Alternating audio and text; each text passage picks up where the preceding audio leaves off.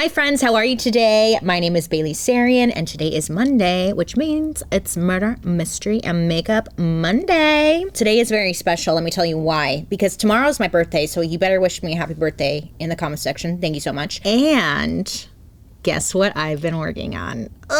Remember last year how I came out with the Fatally Yours collection with Melt? And it was a shit. And I loved it. And you guys loved it too. And I was like, cool. And then they reached out to me afterwards and they're like, hey, you want to do it again? And I was like, yeah. So I'm here to announce that I again am partnering with Melt Cosmetics to bring you Fatally Yours 2. You're gonna die when you see this collection. Well, I hope you don't, but like, you're gonna die. First of all, working with Melt is incredible. I love everything about them. And I was just so excited to do this. And I hope you love it too. Honestly though, working with Melt is such like a natural fit. Both Melt and we both love pushing boundaries when it comes to beauty and storytelling. So listen, for this collection, I wanted it to be sexy. Sexy, hot, whips, ooh, latex, ooh, she's a hottie, that was my inspiration, was like hot slut. Sorry, but it was. Or like, yeah, I mean, that's what it was, hot slut. First and foremost, I gotta show you this bag. Look at this bag. It's sexy. It comes with a chain. Girl, listen, here's what you're gonna do.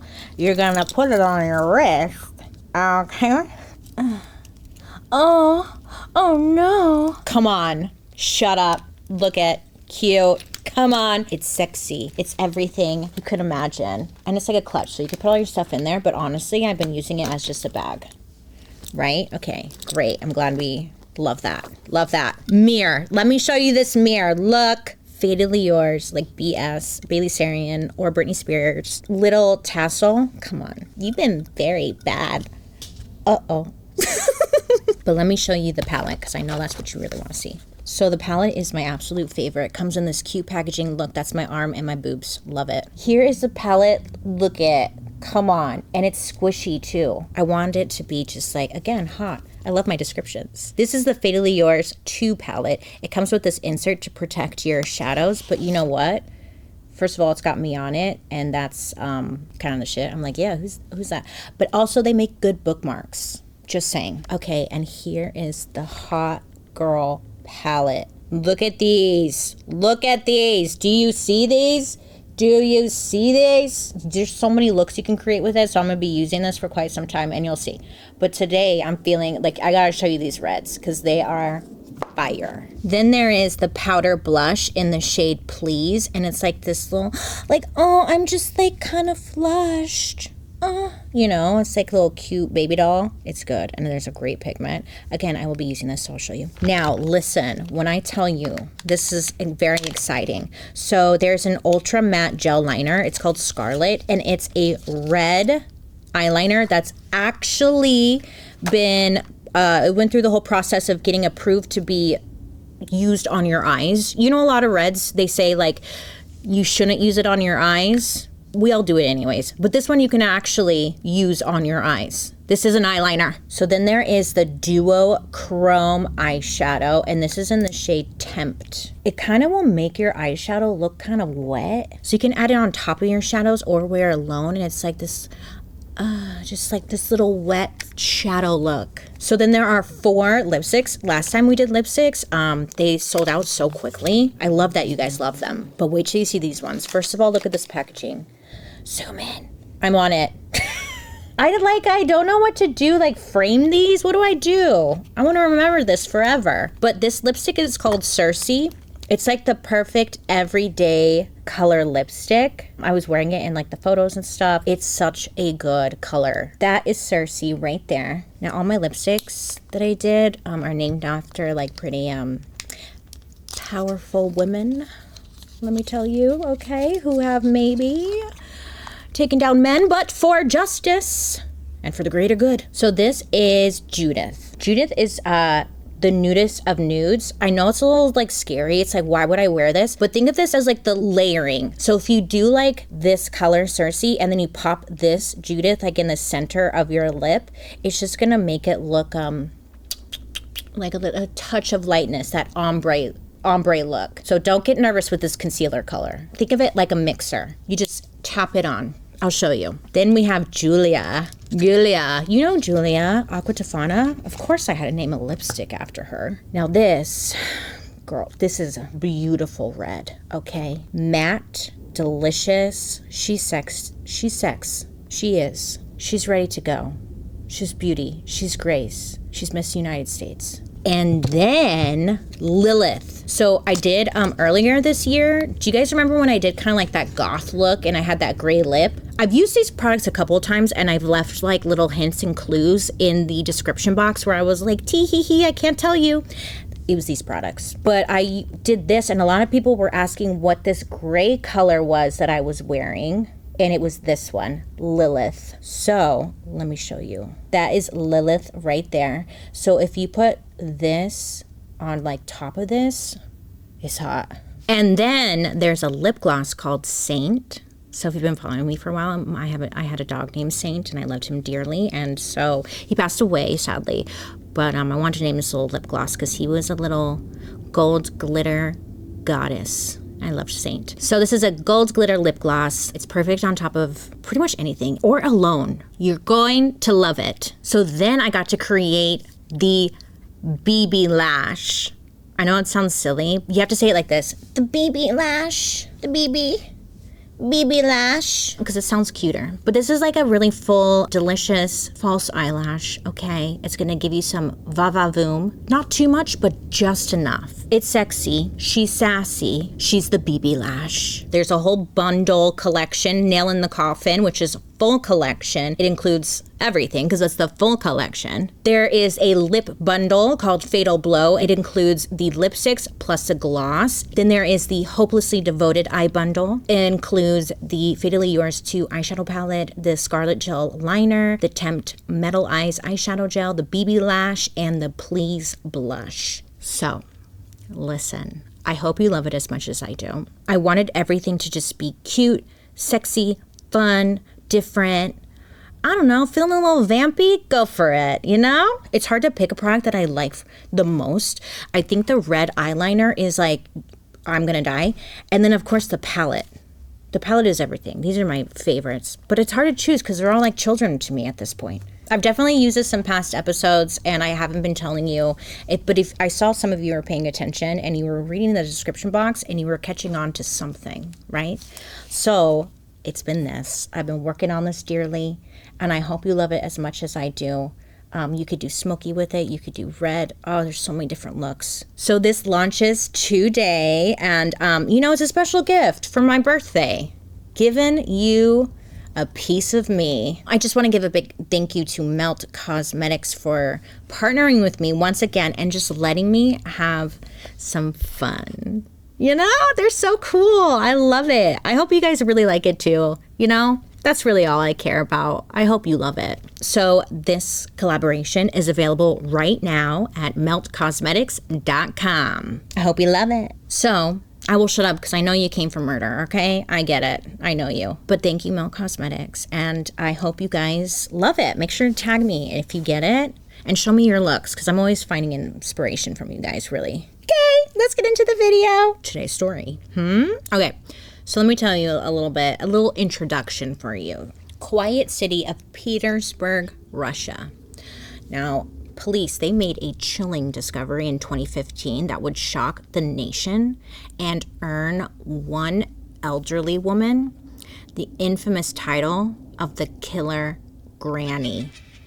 Oh, yes. Oh, yes. What was her name, you ask? Tamara Samsonova, an unassuming, soft-spoken senior known to her neighbors as a polite and gentle woman.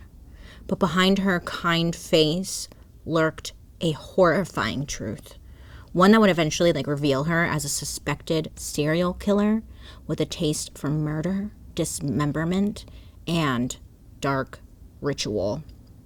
I know. I mean, imagine like opening a dusty old diary and finding pages upon pages describing brutal killings written by the very grandmother who lived down the hall. Today we dive into the twisted mind and gruesome acts of Tamara Samsonova. I mean, what drove her to commit these heinous crimes? And how did she manage to go unnoticed for decades? So buckle in, kitty cats, because today's story is just like, what? What? Grandma? Grandma! No! So Tamara was born on April 25th, 1947 in the city of Aujour, I think is how you say Aujour, which is a government town in central Russia. Now, it wasn't like a super big place back then.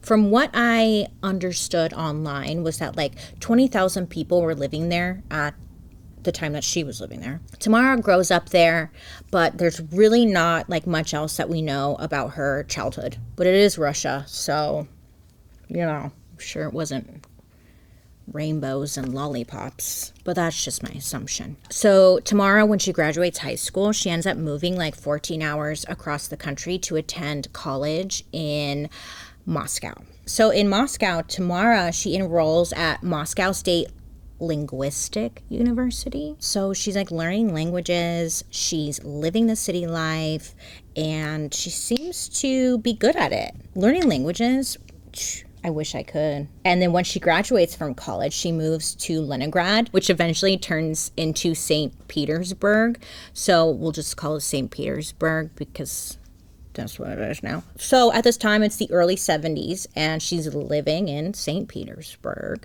It's a big city. There's like almost 4 million people who live there. And, you know, amongst all these people out there, she meets a guy named Alexei, not the one who invented Tetris. Do you know that story? Should I tell you the history of Tetris? Because it's actually really interesting. But I should focus. I am distracted. I had a Red Bull. So the two hit it off, and she eventually marries. She marries Alexei. So the newlyweds soon move into a newly built panel house in the Kupchina area. Okay, shut up. I'm trying. But panel houses were like these low-cost buildings that popped up all over the Soviet Union after World War II. They were cheap and like easy to build. So, you know, when the city was growing, they built these quickly to accommodate the growing population. So she gets into one of those. After that, she ends up getting a job working as a travel agent. She was putting her linguistics degree to good use. So she's working as a travel agent. She's like great with people. She's a sweet, nice lady who speaks, again, a lot of languages. So people just like her. Then she gets a job working at the Grand Hotel Europe, which was like this fancy hotel that got a lot of foreign visitors. And it turns out Tamara was like really good at this fancy hotel job because she ended up working there for 16 years before retiring. So she retires, and nobody really knows what she was up to at this time. But what we do know is that shortly after she retired, Tamara's husband, Alexei, he just like goes missing. Now listen, him and Tamara had been together for like 30 years at this point, and then suddenly, poof, he's gone. So Tamara goes to authorities and she reports Alexei missing. She's like, oh, my husband's missing. Like, I don't know what to do. And then she tells him, I think he ran off with another woman. Yeah. She tells the police that Alexei ran off with some other lady.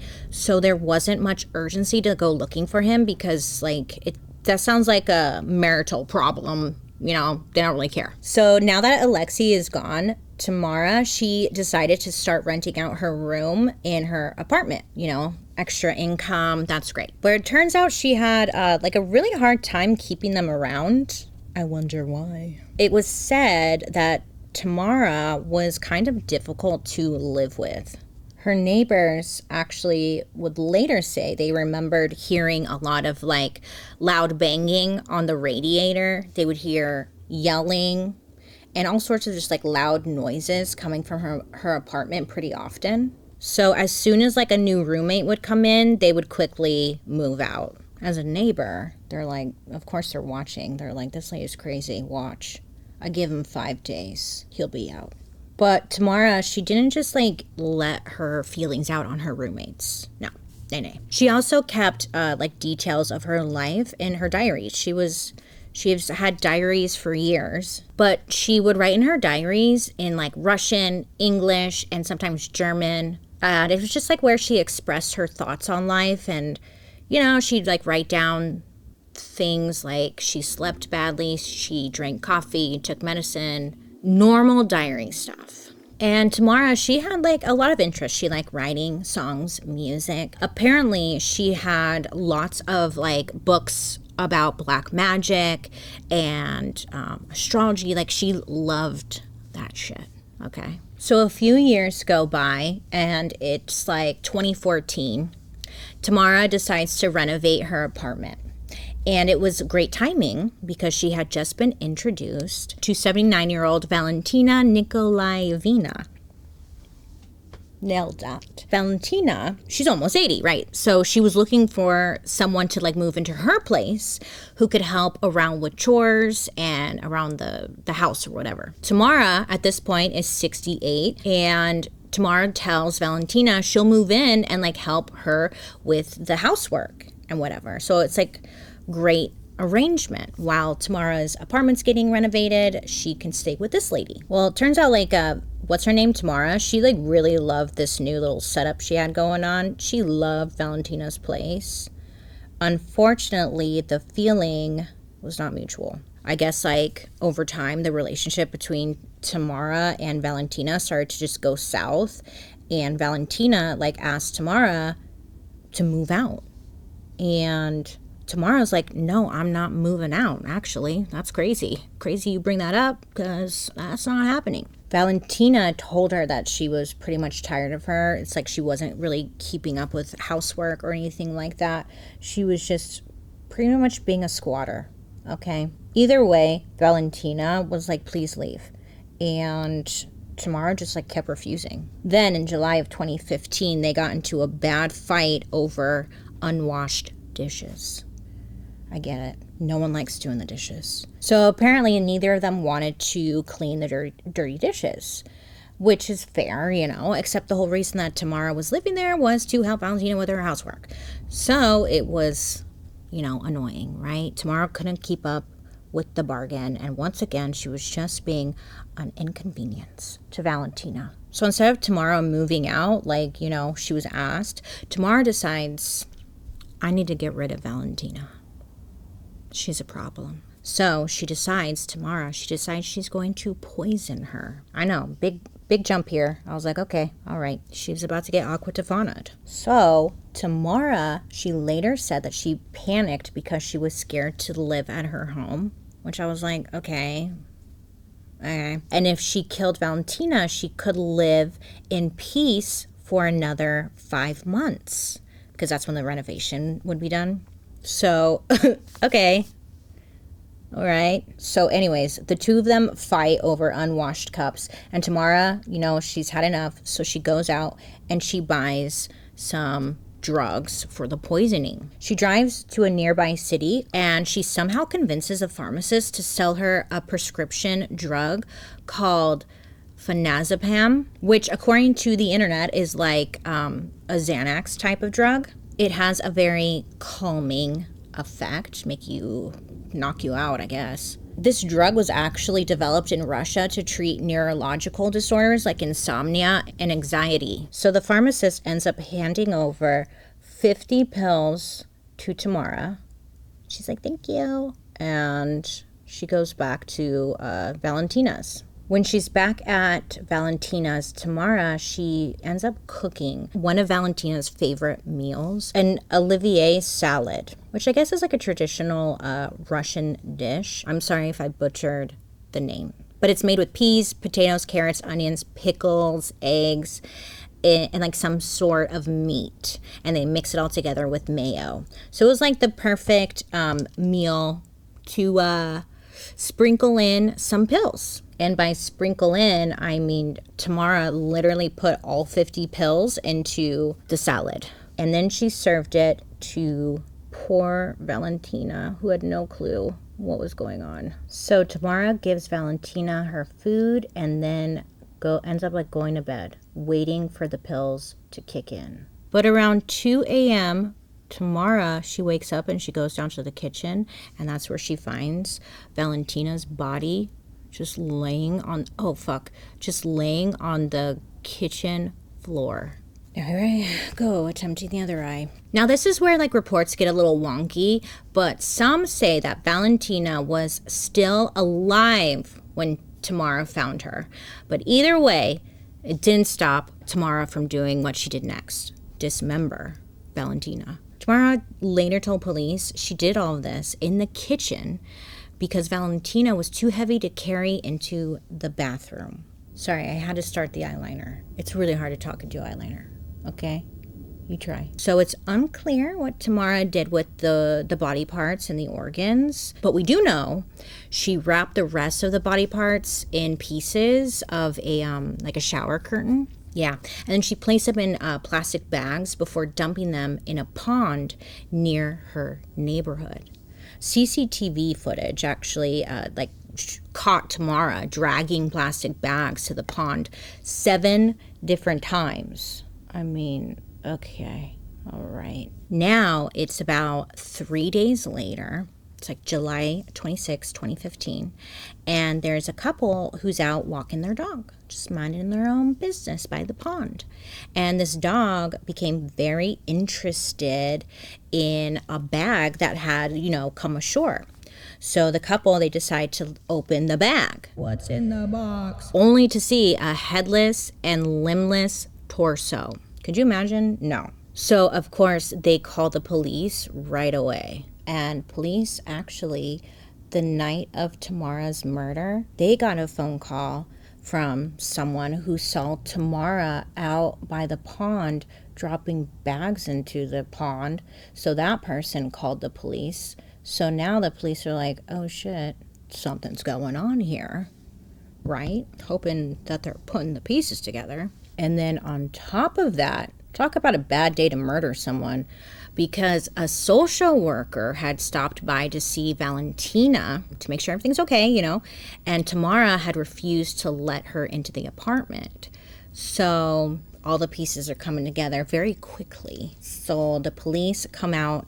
They start to question people in the neighborhood and realize that nobody had seen Valentina in days. So police, they go out to the pond, they collect the bags, they do all that stuff. And one day after finding these body parts, police were able to link them to Valentina. So police, they head back to Valentina's house. They go to Valentina's house and then they knock on the door. And guess who answers? Tamara answers. Of course she does. She's like, this is my house now. Apparently Tamara was very welcoming. She told the police officers to come on in. Don't be shy. Come on in. So once the police get inside, police are looking around, as they do. And they find traces of blood in the kitchen and the bathroom. And then they realized, hey, wait a minute. The shower curtain has been torn off. That's a little odd, ma'am. So the investigators, they confronted Tamara and they were like, look, babe, listen, there's blood. There's blood. There's evidence. Plus, no one has seen Valentina in days. And without hesitation, Tamara was like, okay, you got me. Like, she didn't even try and deny, which is good because, they didn't have to, chase her down, I guess, the bright side here. She told the officers, I murdered Valentina. It was I. So the police, they obviously arrest her. They're like, okay, great. Thank you for confessing. So once she's arrested and in custody, she tells the police the whole fight over the dishes, which must have just sounded ridiculous, right? She tells them about buying the drugs at the pharmacy and putting all 50 pills in her salad. And the police then, they searched Valentina's apartment, and that's where they ended up finding Tamara's diary. And let me tell you, this lady, she told her diary everything, which is great for investigators. Not great for her. Not that I want it to be great for her, It was like, girl, come on. I mean, even though her diary was written in 3 different languages, they were still able to decipher it and read everything. the investigators, they realized they were not just reading a diary full of songs and poetry. There was handwritten confessions to several other murders. Several other murders. Like, she was a very, very busy lady. She really was. So remember how Tamara used to have roommates? Keyword used to. Yeah. Well, according to her diary, she killed some of them. She's like, I don't know. They were annoying me. Including one of her earliest tenants. His name was Vladia. Well, she wrote in her diary that she cut him to pieces in the bathroom. She put pieces of him into plastic bags and then threw them away in different parts of different district area. The name is real difficult, okay? Another diary entry described how she dismembered the body of a 44-year-old man named Sergei Botnavin. I'm so sorry, Sergei or Sergei. Yeah, but she did that. Okay, I guess Tamara and him had some kind of argument, and murder was the answer. She decided to kill him. She put his body parts in different plastic bags and dumped them around the neighborhood.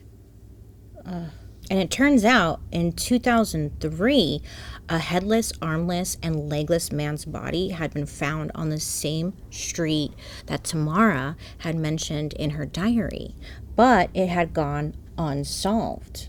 Damn, I know. She also wrote in her diary about his tattoos, so it was connecting the dots for investigators. They didn't have to do much investigating. They just read the diary, and they're like, oh, okay. All the answers are here. After her arrest, Sergei's business card and traces of his blood were also found in her apartment. So it just really solidified the situation. In her diary, she wrote about how much she loved Valentina. So, I don't know, but, that didn't work out. There were also things written in the diary that made it sound like Tamara had, eaten her victims. Allegedly, she liked cutting out their lungs and eating them, based on her diary, but they were never officially reported in the media, or I don't know, they were never officially reported on, so it's hard to know if that's true or not. But police also never released information about possible cannibalism because there was no physical evidence to prove that Tamara actually ate her victims, because she ate the evidence, So they don't really know. But Tamara told the police that her diary entries were real. So she's like, yeah, that happened. And maybe she did. She seems like she tells her diary everything. So at this point, sure, I'd believe it. So according to her, she would eat parts of the lungs, legs, and pieces of the head of her victims before disposing everything else. What was she making? Some kind of soup or something? Was she giving it to other people? That's what I was like, I don't know. Go over to grandma's house for dinner and she's giving you head? Oh. Sorry, not like that. Actual head. Sorry. Flagged. It's over for me.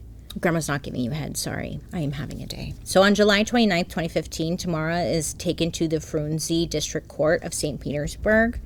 And they actually put her in a cage in the courtroom. She's like, I'm being treated like an animal. It's like, girl, you ate people. It's valid. I think you need to be in a cage. Even though Tamara's in a cage, she's still able to talk to journalists. So she turns to the media and she's telling them I knew this day would come.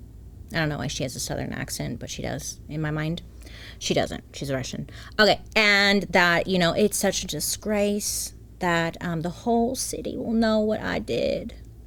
But she also told reporters that she was being haunted by a maniac upstairs who forced her to kill. People were assuming she meant that she was hearing voices in her head, but not fully sure there. There was no clarification. The BB lash.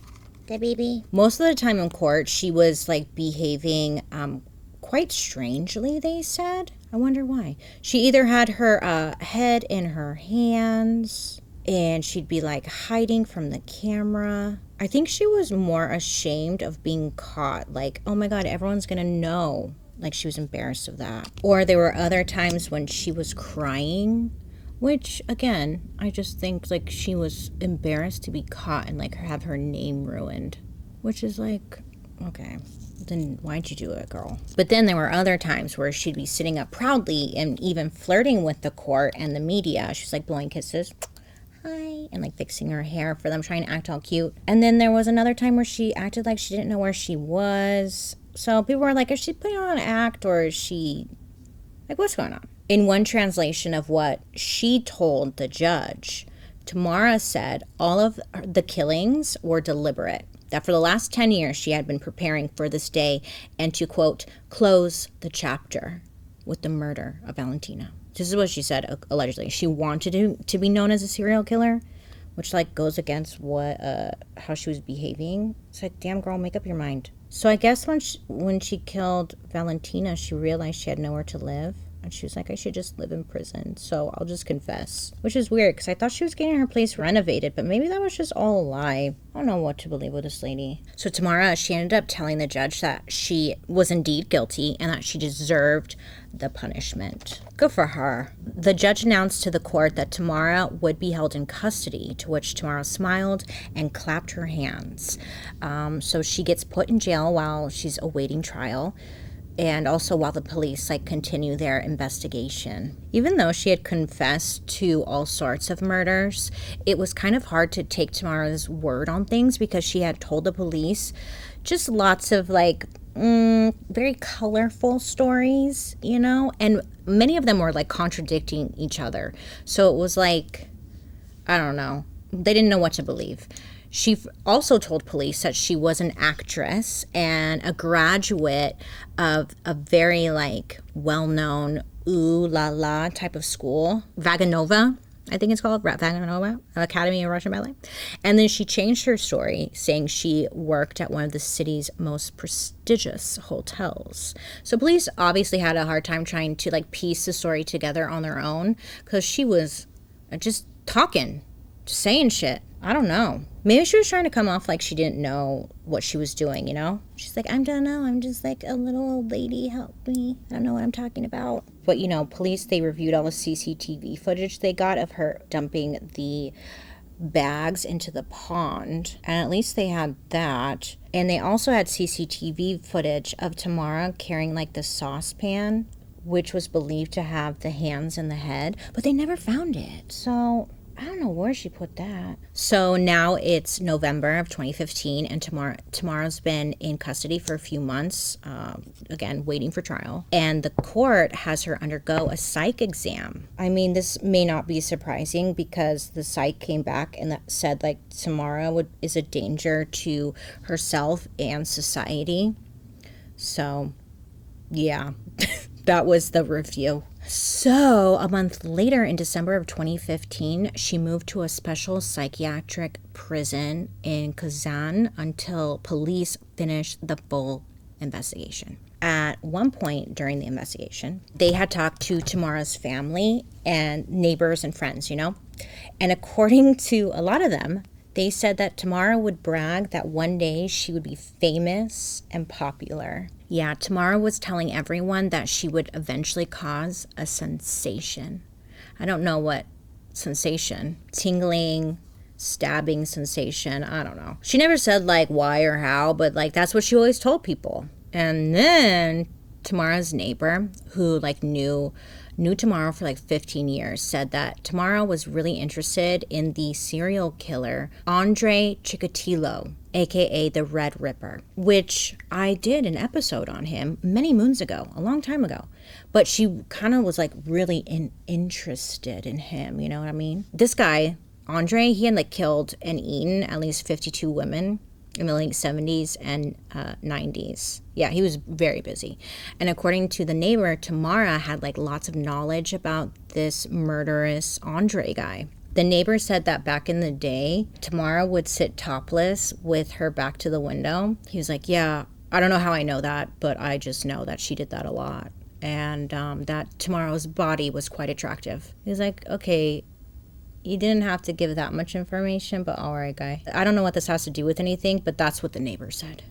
That her body was very attractive and she would sit naked sometimes. I wasn't looking, but I noticed that she was doing that. But this neighbor actually did give a little information that may have been helpful.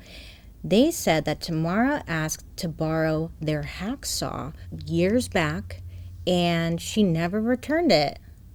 Rude.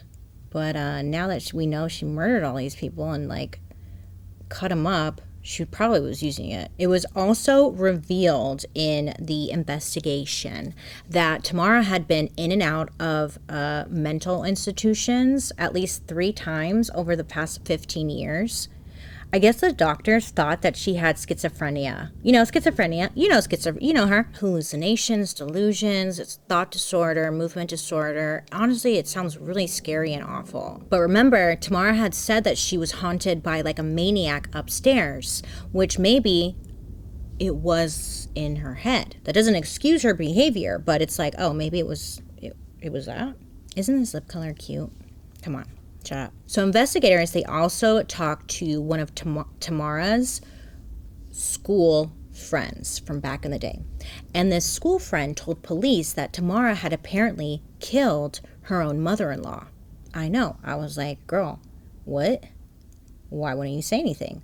Well, Tamara had threatened this friend saying, look, if you say anything, I'm going to cut you up into pieces and throw you out to the dogs. So don't make me angry or I'll do it. And so the friend was like, okay, guess I won't say anything. All right, sounds good. So while the police are learning all this stuff from Tamara's friends and neighbors, Tamara is still in treatment at the special hospital. There, she gets officially diagnosed with paranoid schizophrenia, and it's determined she is unfit to stand trial. So the judge orders Tamara to spend the rest of her life in a mental institution, where for years to come, it showed that she continued to be a threat to those around her and herself, and that she required special monitoring. So remember how I mentioned like there's possibly other victims that Tamara had written about in her diary? Well, many investigators believe like she killed a lot more people. Some reports say she killed like 11. There was 11 murders, and then others say 14 different murders. But we know that some of them were like a handful of her tenants who just disappeared. But it's hard to confirm because the police did not have solid evidence aside from her diary and her own confessions. So yeah, you know what they say, like without a body, like it's hard to prove anything. But her diary did reference both cannibalism and the occult.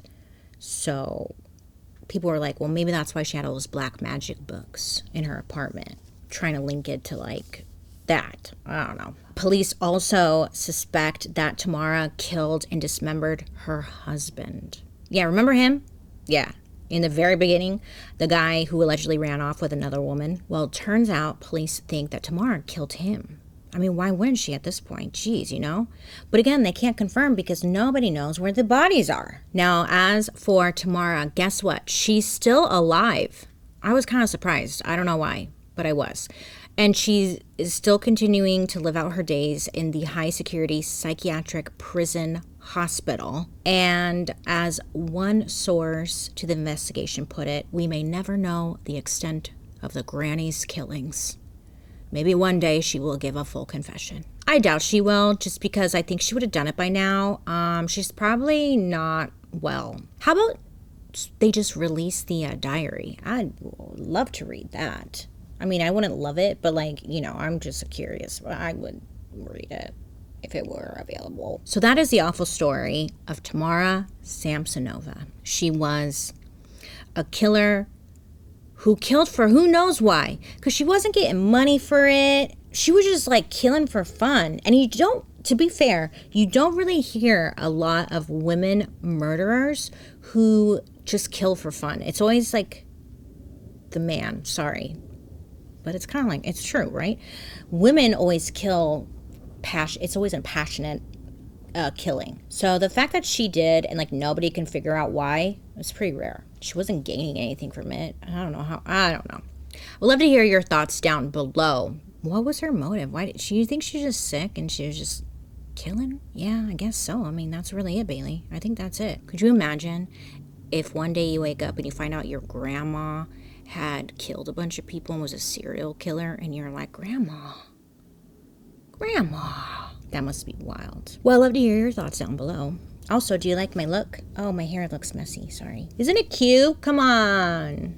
Come on. Don't forget, you can get the Melt collaboration, Fatally Yours too, at meltcosmetics.com. It's available now, and my birthday is tomorrow. So again, wish me a happy birthday. Thank you. I hope you have a good rest of your day. You be safe out there. I hope you have a good day. You make good choices, and I'll be seeing you guys later. Goodbye.